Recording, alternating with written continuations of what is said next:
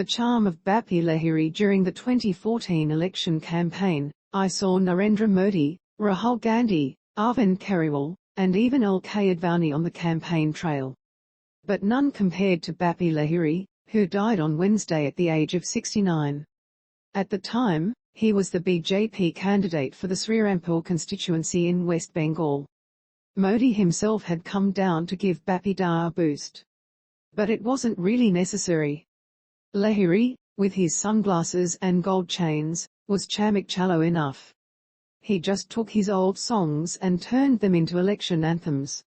D say hota high dance, I say hota high item, S say hota high singer from disco dancer was turned into B say hota high Bharatiya, J say hota high Janata, P say hota high party.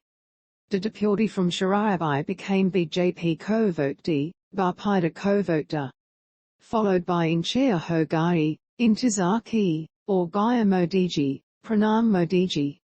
Bappida lost the election, but that was one rally from which everyone left grinning. We knew that his repertoire of hits was sometimes, to put it politely, influenced by other songs. In 2002, Saregama and Bappi Lahiri sued Universal Music Group and Dr. Dre for the unauthorized use of Lahiri's Thodaresham Lagta High in the song Addictive. And they won. Thodaresham Lagta High was from the 1981 film Jyoti. That film, ironically, also had the song Chidiya Kon Kon, which was, says Film Companion, an unabashed copy of the calypso hit Mary Ann by Roaring Lion.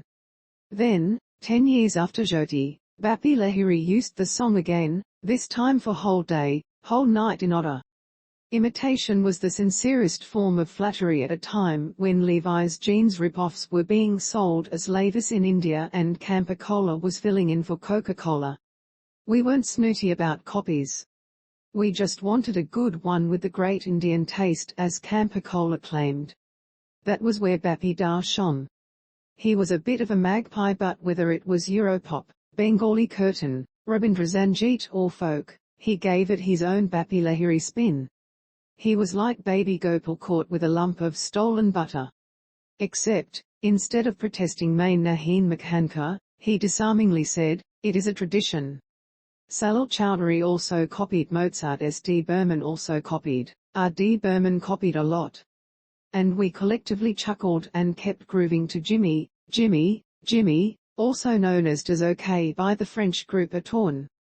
We sometimes forget that the man who gave us Toaki Re Toaki also gave us songs that sounded very un-Bappi, the lilting Oaz di High Netbar or the poignant Zid Na Karo from Lahu Ke Do Rang. Or the genre-bending 12-minute K Pagundru, regarding which Kishore Kumar complained that he had been made to sing 4 songs for the price of 1. Alokas, Bappi Lahiri was a serious musician. His father Aparesh Lahiri gave Bengalis one of their greatest patriotic hits, Ik Bar Bide de Ma. Lata Mangeshkar apparently suggested that Bappi Lahiri train under the tabla maestro Samta Prasad. He composed his first song at the age of 11, and at 14 he had a Bengali film, Dad, under his belt as a music director. The un-Bappi songs may be examples of his unrealized potential, but, in the end, he knew what the box office wanted. This was a time of pelvic thrusts and non-stop gyrations on screen. And he kept delivering the music to accompany the moves. He once said that his mother, the singer Bansuri Lahiri, balked at some of his songs, but he told her, I am like a shopkeeper who has to sell what people want from his shop. If he himself had regrets, they were hidden behind his trademark shades. It was easy to make fun of Lahiri.